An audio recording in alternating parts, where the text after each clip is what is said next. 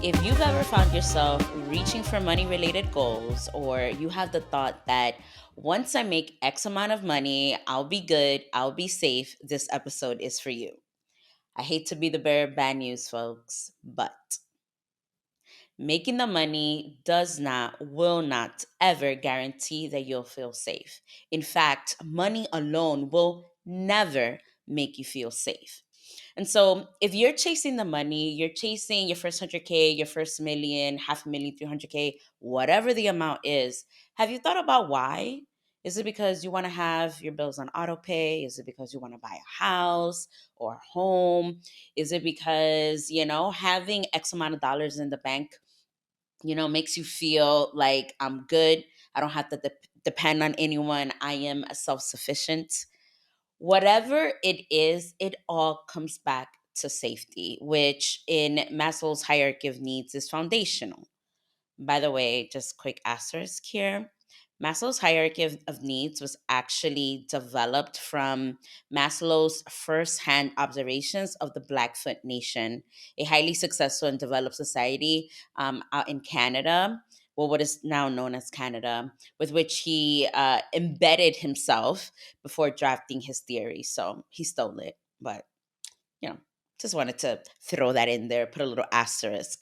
I will be using Maslow's hierarchy of needs as a reference point, but please understand that this does not belong to this white man. No matter the reason for you wanting to make X amount of money, it comes down to, most likely, most of the time, comes down to safety. Okay. And so, what is your relationship to money, and how did you come to that relationship? It's really, really, really important to know this, to constantly be in conversation with yourself, with a coach, with a therapist, etc., about this, because money can be so loaded. Okay, was your relationship to money inherited, right, or did you actively cultivate it? Okay, one way or another, right? Whether it's something that you like and want to keep, or whether it's a relationship that you don't really like and you want to change, right? How did it come to be? Here's the thing, folks. When you're not clear on your relationship to money, when you're not clear on kind of how this relationship came to be, what happens is that you end up feeling like you're running a race, and you're running and you're running and you're running, trying to get this money. And every time you get to a goalpost, to the end, right, to the place where you think you wanted to go to, it's like the goalpost moves magically. And you keep thinking like, wait, why doesn't it feel like the end? Right? Why am I still running? Heck, why am I still sprinting? Right? I thought that making the money meant that I could, I don't know, maybe jog or take a nice leisurely stroll. But why am I still sprinting? And sometimes it's not even conscious, right? It's just what you do, and you do it because you've been doing it for so long. It's just kind of what you know. You just keep going, you keep hustling, you just more and more and more. It's familiar and comfortable. Part of the reason why it's just so important that you build the awareness around your relationship to money, and by extension, your relationship to safety, is that without it, you kind of keep yourself on this hamster wheel, right? You're continuing to strive for more, continuing to achieve. You're hustling just more and efforting. And even with all this efforting, you're still feeling the same. Just to share a little bit of like my own perspective, I made my first $100,000 within 8 months in business, which is great, right? I was ecstatic. I was so proud of myself. But I was also low key like, wait, this is it? Like, I did all this work for this? Like, why doesn't it feel any different? Why does this feel so anticlimactic, right?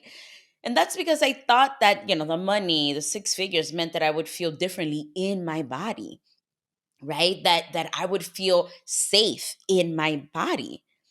Turns out making the money, and maybe feeling a little bit safe, right? That shit was temporary, because you know what? As soon as I made the first 100K, I wanted to make the next goal, right? Which is 200K, right? I couldn't even sit in that accomplishment and the accomplishment of making $100,000 before I was already running to the next one, right? I hadn't yet done two very important things. One, I hadn't built internal safety. And two, I hadn't built the capacity to hold so much money so quickly. Okay. Making $100,000 in 8 months is pretty quick, right?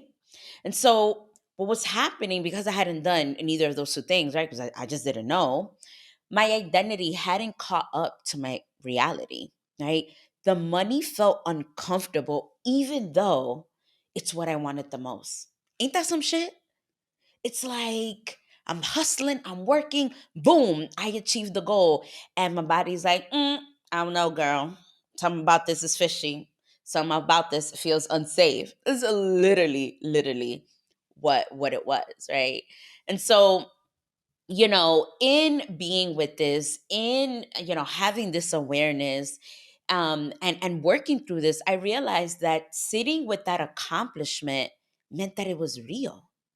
And if it was real, if it's here today, it could be gone tomorrow, right? Which is true. There are countless ways, right, that this can happen. I don't know, my accounts could get hacked, I could spend it, there could be unexpected, I don't know, expenses. But it wasn't until I sat with and reflected on and came face to face all of the beliefs I held about money, right? Those questions that I asked at the start of the episode, that I could have a different experience because now I could choose, right? Do these beliefs actually match with what I truly believe and or what I know to be true about money? I learned through this process that the real safety didn't come from the money. It didn't come from the money sitting pretty in my account. The real safety came from trusting myself that no matter what number was in my account, I could figure things out. The power didn't lie with the money, right? Like the money that I had in the account was not what gave me the power or made me feel in control. The power actually lies within me, not the money. In that sense, once I made this realization, I regained back my power. For a long time, and this is probably true for you too, I'd be giving my power away to money. This paper, right? Like this arbitrary number means that I'm in control when nah. What it means to be in control is actually knowing that I can trust myself. Besides like a deep reflective process, right? Like really digging into the beliefs, really digging into the unconscious, right? It was also about doing some deep body based and spiritual work, which I'm still doing today, right? And things like breath work. That's what I'm talking about. It's just, and I'm probably gonna have my breathwork teacher on the podcast soon, but breathwork is incredible. It is just so regenerative, but it can also be such a wonderful way to bear witness to and release, right, when appropriate, the things that we hold in our bodies unknowingly. Folks, the body does keep the score. Our bodies hold so much.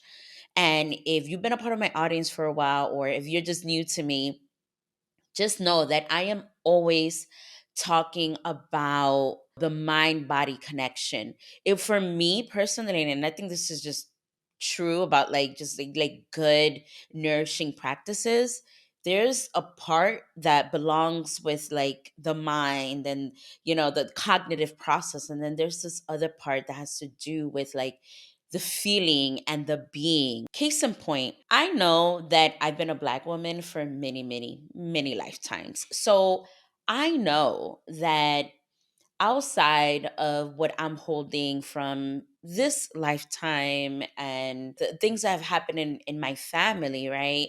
I know that I hold karmic imprints around theft, around lack of trust, around abundance, around worthiness.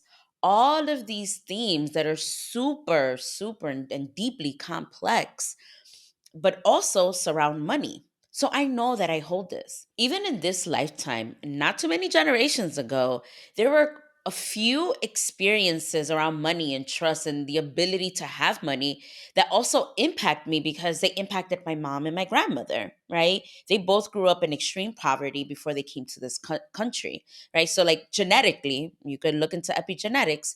I hold these experiences in my body, right? So, it makes so much sense that I would behave in the ways that I behave, not just because of what I've been through, in these last almost 40 years of my life, but also given all of the karmic imprints that I have. So I share this to illustrate the beautiful complexity that surrounds money work and money wounds and safety, especially if you hold marginalized identities. Here's what I want to invite you to do. Instead of chasing an arbitrary number, I invite you to get to the root of how and when you started to feel unsafe, and then use the money that you make or whatever financial goal you have to create capacity to do the healing work around that lack of safety. So, in that case, you're using money as a tool. You're not using money as kind of the end goal, the end destination. The healing, the safety is the end destination, right? That inner safety. Money is just a vehicle to get there. When you look for safety outside of yourself, in the hard work, in, I don't know, getting validation from your parents, in the accolades, that means that your safety is conditional. And that's why this work is so, so important. It's conditional. It means that it depends on something outside of you. It's not rooted. If it's not rooted, it means that you'll always be chasing that feeling of groundedness, of safety, right? Like that's really what you want. Remember at the beginning of the episode, I was talking about that feeling of like sprinting and going and I need more and I need more and hustle. If you don't have that rootedness, if you don't have that groundedness, you're always going to be sprinting. It's got to be rooted for you to actually trust it. It has to come from inside. As I shared before, this is especially true if you hold a marginalized identity, okay? Depending on your lived experiences, right? And who your family is, your ancestors, right? Like the ancestral lands that you come from, like you may have inherited a lot of things. It's why making more money doesn't make you feel any differently. Okay. And maybe it does, as I shared before, but I promise you it's going to be temporary because money is not the answer. But again, making the money can create capacity and space, again, for you to starfish and do this deeper work. Okay. And that could look like, if you're wondering, well, Josie, what do you mean like creating capacity to do this deeper inner work? I'm talking about creating space in your calendar so you have more time for yourself or therapy or to work with a coach, to do somatic based practices or like whatever else feels supportive. It could look like hiring and delegating so that you have the literal space in your brain for this type of healing, right? It could look like taking on less clients or less projects at work, or I don't know, working an adjusted schedule at your company so that you have more time, capacity, again, space to do this work. Money isn't always the answer to feel safer, but it does help you minimize the distractions so that you can learn inner safety, so that you can learn how to take care of yourself. All that to say, my friends, please stop looking outside of yourself for signs that you are safe. And please do the inner work to see how you can give yourself all that safety that you deserve.